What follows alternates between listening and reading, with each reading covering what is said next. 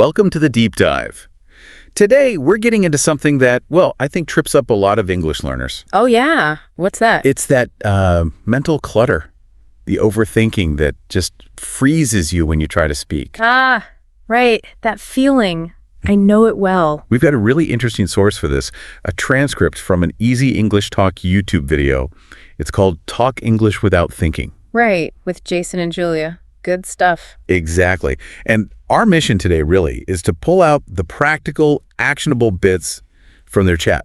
To help you listening speak English more naturally, more confidently. Yeah, whether you're, just starting or kind of hitting that intermediate plateau, we want to help you break free from that overthinking habit. It really is such a common thing, isn't it? That hesitation. Definitely. The transcript talks about that internal debate you have before you even say anything. You're juggling grammar, worrying about pronunciation, finding the right word. And suddenly, just talking becomes this huge mental battle. Yeah, like a simple comment turns into solving a complex puzzle in your head. Absolutely. Jason and Julia, in the transcript, they really nail that description. You're ready to go, and then slam on the brakes. Is this the right tense? Is my accent okay? Could I say this better? All those questions. It makes a casual chat feel like, I don't know, an exam. They call it being frozen, which feels pretty accurate. Too many thoughts, just jamming the signal. And that directly impacts your fluency, right? Oh, absolutely. That internal wrestling match, it leads to those, awkward pauses. The starts and stops. Exactly. It just disrupts the natural flow of the conversation. That critical voice inside just kind of chokes it. So why does this even happen? The transcript digs into that too. A big part seems to be fear, right? Fear of messing up. Yeah, fear of making mistakes and then being judged for them. People worry about how they sound. Will they understand me? It's a vulnerable position to be in. It really is. And what's interesting, and kind of backwards, is how wanting to be perfect actually holds you back. That's a key point in the transcript. This drive for flawlessness, it's counterproductive. How so? Well, the more you focus on not making errors, the less you actually speak. You avoid the very thing you need to do to improve. It's like trying to learn swimming by just reading about it and never getting in the water. Exactly that. You're so busy avoiding falling that you never learn to balance. So you don't speak, and you don't get the practice you need. They also stress that, look, everyone makes mistakes. Even native speakers. Right. The goal isn't some impossible perfection. It's about communicating clearly, confidently. And that requires a mindset shift, which the transcript really pushes for. Moving away from no errors towards clear communication. Exactly. English is a tool, fundamentally. It's for connecting, sharing ideas, not just passing a grammar test. It's interesting. People often understand you better, even with small mistakes, if you sound natural and confident. That's true. The delivery matters. It's about the overall message getting through. Okay, so that brings us to why speaking naturally is so important. What are the upsides? Well, the most obvious one Jason and Julia mentioned is just better communication. It flows better. Smoother conversations, less awkwardness. It's just a better experience for everyone. Definitely. As a listener, it's easier to follow someone who speaks naturally without lots of hesitations and restarts. It's less distracting. Right. And it's not just for the listener. Speaking more naturally boosts your confidence, too. How does that work? Well, when conversations go smoothly, you feel more capable. You feel good about it. And that makes you want to speak more next time. Exactly. Plus, if you're not tied up in knots analyzing your own words, you can actually listen better. Precisely. You have the mental bandwidth to truly hear what the other person is saying and respond thoughtfully. Overthinking eats up that energy. That makes sense. The transcript also warns against translating directly from your native language. Ah, yes, the word-for-word trap. It's slow and often sounds, a bit clunky in English. So speaking more spontaneously pushes you to think in English. Ideally, yes. That's a big step towards real fluency. It's moving away from filtering everything through your first language. You start using more natural phrases, maybe idioms. Right. The language flows more on its own terms. And focusing on being natural means you're less likely to get stuck on, every tiny grammar rule as you talk. It's about focusing on the message in that moment. Getting your idea across is priority number one in a real conversation. Obviously, grammar is important overall, but not for dissecting mid-sentence. Exactly.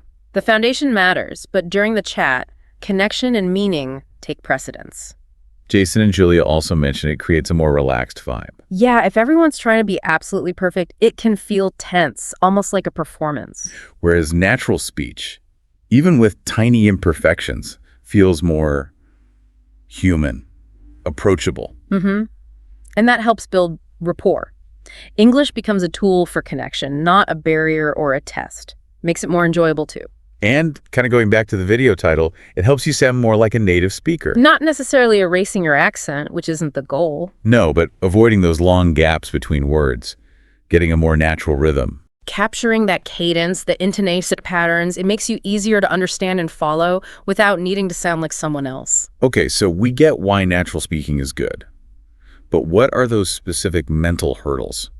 The transcript names a few. The big one, the king, seems to be that fear of mistakes.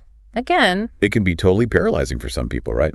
Stops them speaking at all. absolutely. It's a major inhibitor, like being too scared to try standing up because you might fall. You just don't progress. And tied to that is the fear of judgment. What will people think of my accent, my grammar, my word choice? That self-consciousness is powerful. You shift focus from your message to imagining what the listener is criticizing. When realistically, most people just want to understand you. Usually, yes. They're focused on the what, not the how, perfectly. Then there's perfectionism itself, wanting everything grammar, pronunciation, vocabulary to be flawless before you even start. It sets the bar impossibly high. Language learning isn't like that. It's messy. It involves making mistakes. Progress over perfection. Trying to run a marathon without ever jogging first, as you said. Right. And finally, the pressure some people feel to sound exactly like a native speaker, Trying to erase their accent or mimic someone else. which can make you feel bad about your own unique way of speaking. Embracing your linguistic identity is important. Clear, confident, authentic communication is the goal. Okay, but the good news is the transcript doesn't just point out problems. It offers solutions, practical ways to train your brain. Yes, practical strategies. And the first step is basically just deciding to stop overthinking so much. Easier said than done, maybe? Perhaps, but it's a conscious choice. Try to get the thoughts out without that intense internal editing for perfect grammar as you speak. Letting it flow more, allowing for mistakes. Building that new habit. And a great way to practice that is free talking. What's that involve? Super simple. Set a timer, maybe just 2 minutes, and talk about anything in English. Without stopping to correct yourself.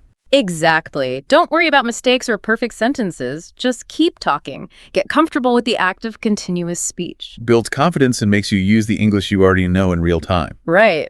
Another powerful technique they mentioned is shadowing. Shadowing, like following someone. Kind of. You listen to a native speaker, podcast, interview, whatever, and you repeat what they say immediately after them. Trying to match their Oh, speed, tone. all of it. Tone, speed, rhythm, intonation. You're mimicking the sound and flow. Sounds challenging, but I can see how that would help pronunciation and natural rhythm. It's incredibly effective. Trains your mouth and brain to work together like a native speaker's does more automatically. They also talk about chunking. What's chunking? It's about thinking in phrases, not single words. Learning groups of words that naturally go together. Like, I want to go to the store instead of I want to. Exactly. You learn and recall these chunks as units. It bypasses that slow word-by-word translation or construction. Makes your speech more fluid. Much more. You practice by listening to short clips and repeating the phrases. Mental rehearsal is another one they suggest. Yeah.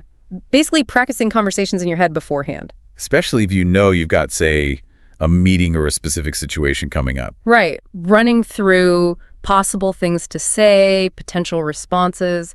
It makes you feel more prepared and less anxious. Like a mental warm-up. It really works.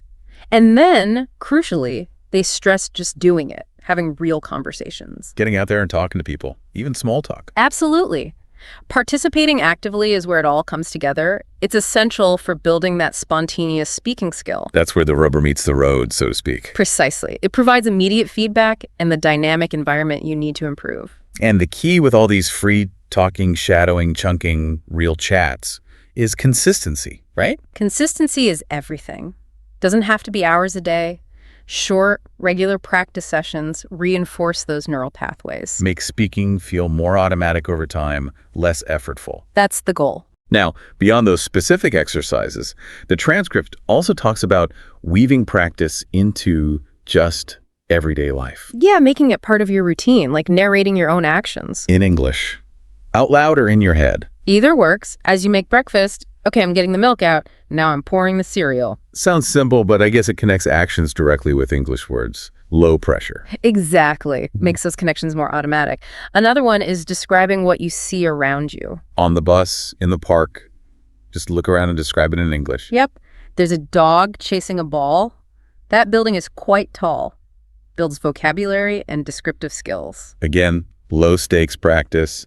They also suggest listening and repeating while doing chores. Yeah, put on a podcast or a video while you're washing dishes or folding laundry and repeat some phrases you hear. Multitasking for language learning. It exposes you to natural rhythm and pronunciation without needing dedicated sit-down study time. And engaging in small talk whenever you can. With colleagues, friends, the cashier at the store. Those little interactions add up. Builds comfort with spontaneous speaking. Definitely. And a really big one they mention is actively trying to think in English. Instead of thinking in your native language and then translating. Right. Try to plan your day, think through your opinions, just run your internal monologue in English sometimes. That feels like a major shift. It is, but it's hugely beneficial for fluency. It makes English more immediately accessible when you need to speak. And finally, watching movies or TV shows. But actively.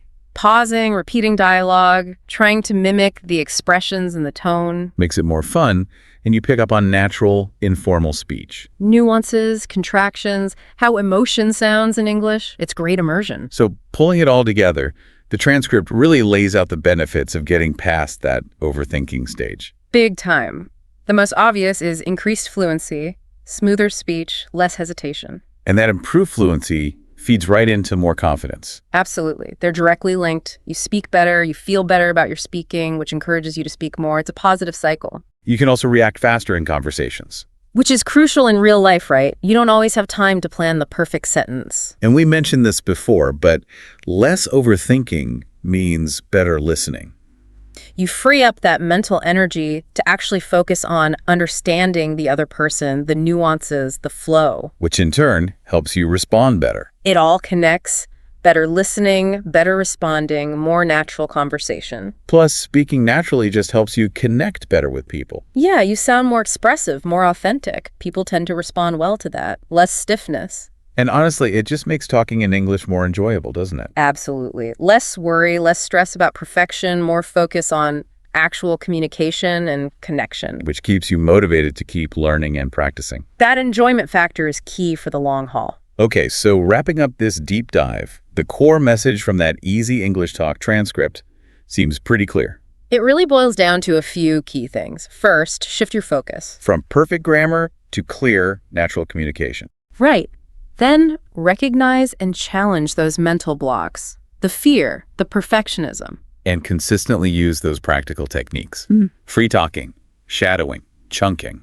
Mental rehearsal, real conversations, and weaving practice into your daily life. Thinking in English, narrating actions. It's a package deal. And remember, it takes time. Be patient. Mistakes are part of learning, not failures. Celebrate the small wins along the way. Definitely. Just incorporating a few minutes of conscious practice daily makes a huge difference over time. And keep listening to native speakers. Absorb that rhythm. Immerse yourself in the sound of natural English. Your brain will start picking it up. The final takeaway is pretty encouraging, really. The more you practice speaking without overthinking. The more natural and fluent you'll become. It's a journey, so embrace it. So here's something to think about as we finish up. Consider one specific mental blockage that maybe resonated with you today. Was it the fear of mistakes? The pressure to sound native? Perfectionism? Identify just one, and then ask yourself, what's one small, concrete step you can take today to start challenging that specific blockage in your own English-speaking practice?